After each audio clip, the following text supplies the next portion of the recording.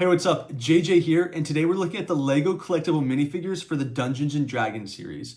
This series releases on September 1st. However, I have a friend that found these early by like 3 days, and so I was able to get them, put them together, and kind of do a little review. I will start off by saying I think this might be the strongest collectible minifigure series ever. I've been kind of blown away with the Dungeons and Dragons sub-theme of LEGO and just really enjoying the builds and the characters and all the pieces. But this is a really good series. I'm really happy I have these. I do plan on buying doubles of most of these figures. One to make kind of the alternate male versus female variant, but also because I just love some of the torso printing and they all come with really cool accessories as well. But let's jump in and look at our first figure.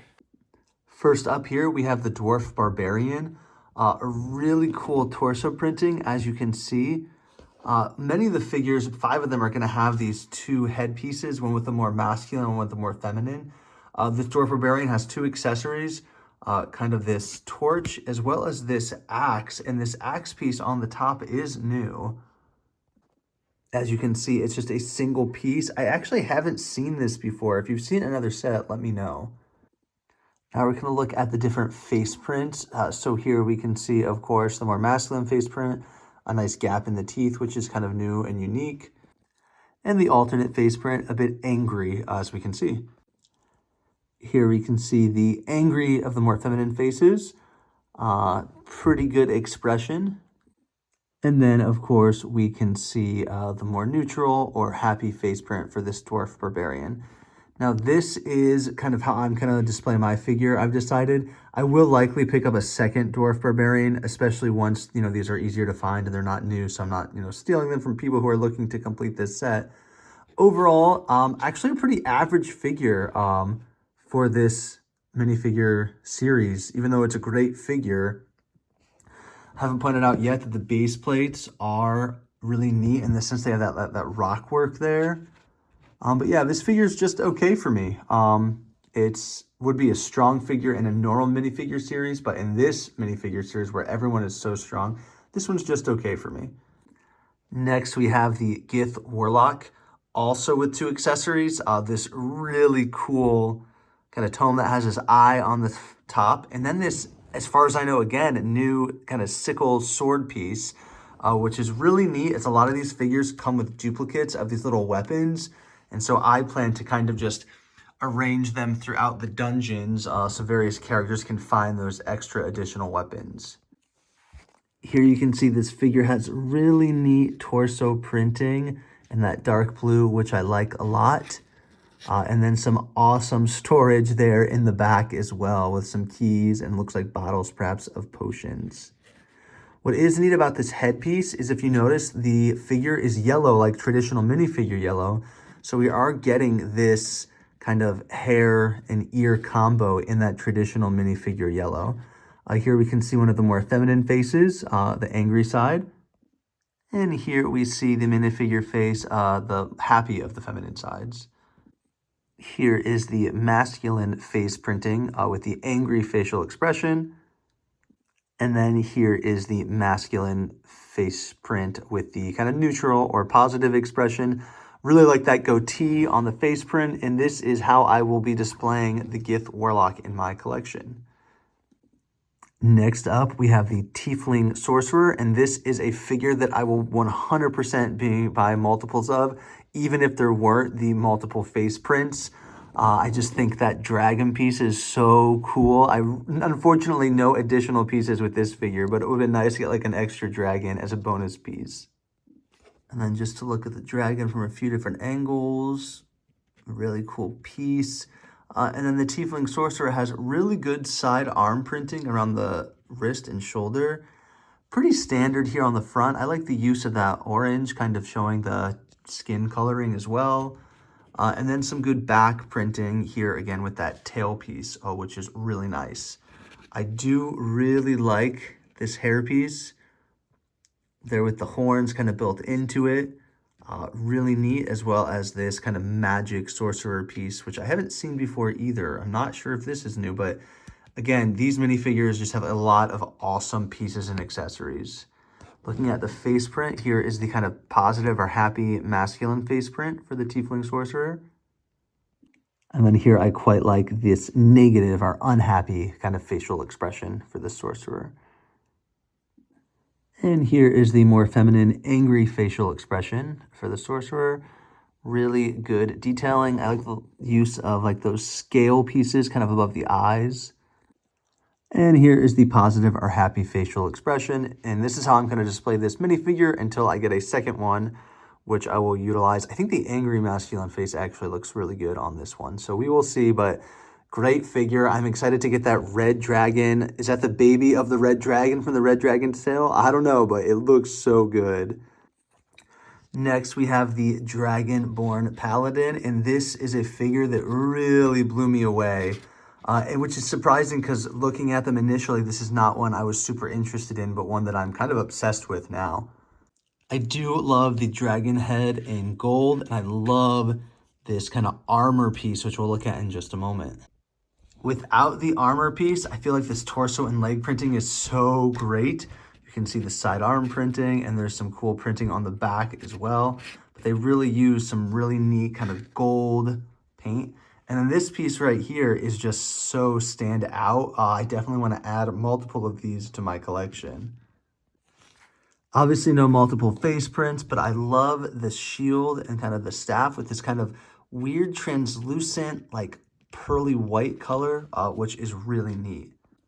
I know some people collect spacemen, but I think I'm going to start collecting all the different colors of these dragons. There's just such cool detailing on all of them. And I just really think these are great figures, kind of a cool subspecies to add kind of to my castle theme. Next, we have this Halfling Druid. I want to point out this cape piece is really neat. It's much thicker than some of the other cape pieces in this series. It reminds me of the Bat Knight from the previous CMF series. I also like that bird, especially with that kind of top of the head printing, which is really neat. And this accessory with this kind of branch with flower and tree on top is really nice. This headpiece is all one piece, so these horns are kind of built into that hood. And like many of the other figures, we have both a masculine and feminine face. Here we see kind of one of the angry feminine faces. And then, of course, on the back, this sillier face, which I think I prefer. On most characters, I tend to like the happier face better. And here we can see a neutral or happy masculine face print for the Halfling Druid. And in here we can see this silly kind of jovial face print for this figure. And this is, and this is how I plan on displaying my Halfling Druid in my collection. And this is the only character that has these small legs, with the Barbarian being the only character with these mid legs. So most characters have just traditional Lego minifigure sized legs. Next up, we have the Arakocra Ranger and this cool dog piece that I did not realize was even going to be released with this minifigure set. What I like most about this figure is this wing piece, which is one piece. It's really cool and unique.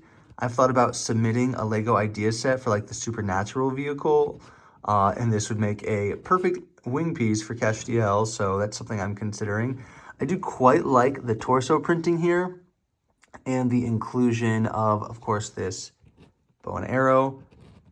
Definitely gives Chima vibes, don't get me wrong there, but I still think this is a good inclusion, kind of a different figure. Again, probably one of the worst figures of the bunch, but in any other minifigures series, this would be one of the strongest figures, so I just think all of these figures are so good, so, you know, just the littlest things put one over the other. I will say, if you look at his leg piece, similar like the satyr, we've seen that before, but not really in this color with this printing.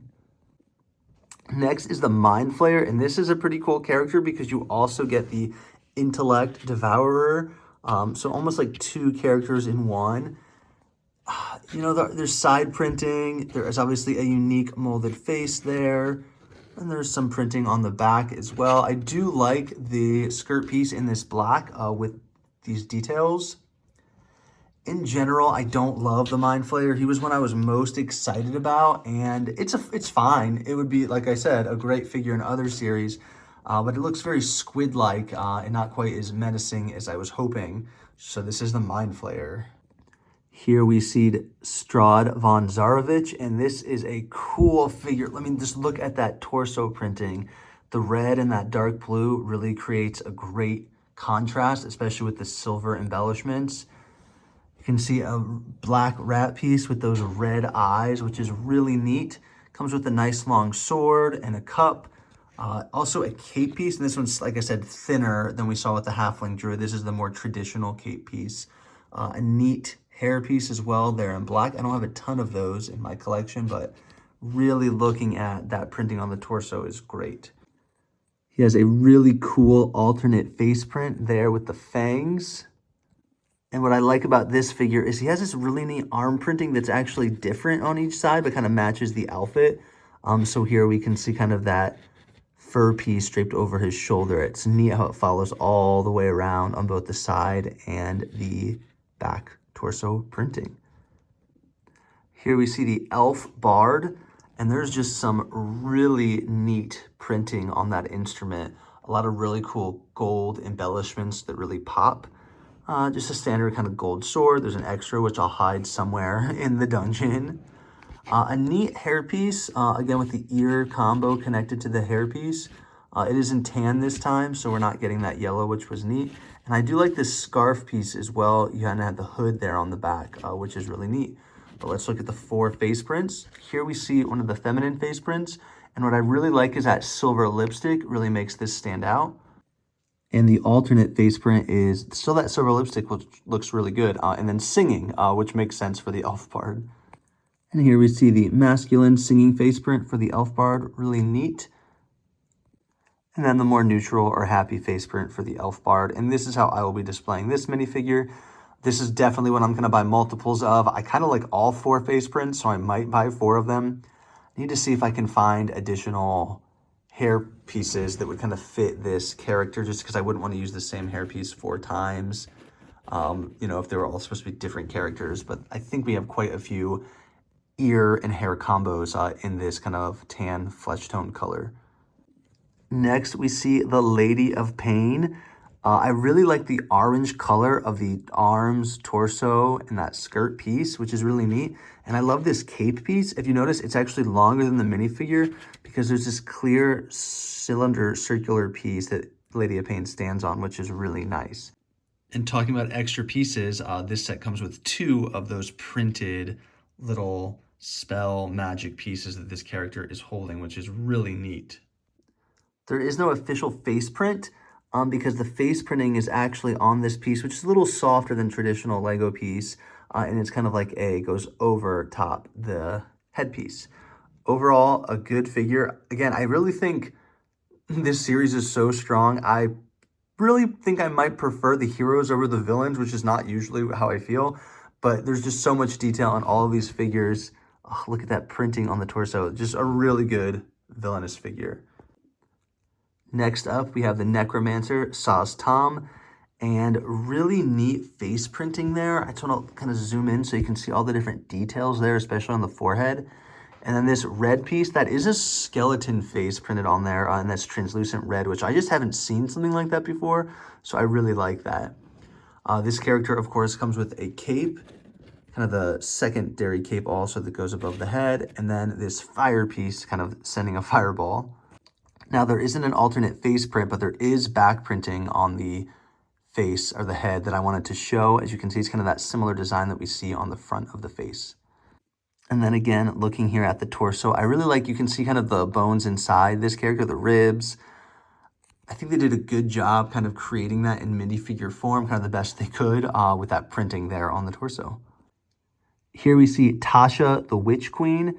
They did a great job recoloring this Hocus Pocus hairpiece, which I loved when it was on Danny, and giving her a gray hat, which was really neat. I love the printing here on this spell book. Usually with books, we see stickers, and then there's also kind of a nice spell there inside.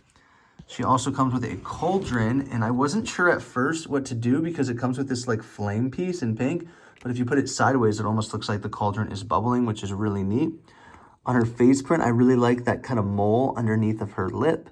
And I really like the printing on her torso and legs, all those different kind of belts and gadgets to pull from.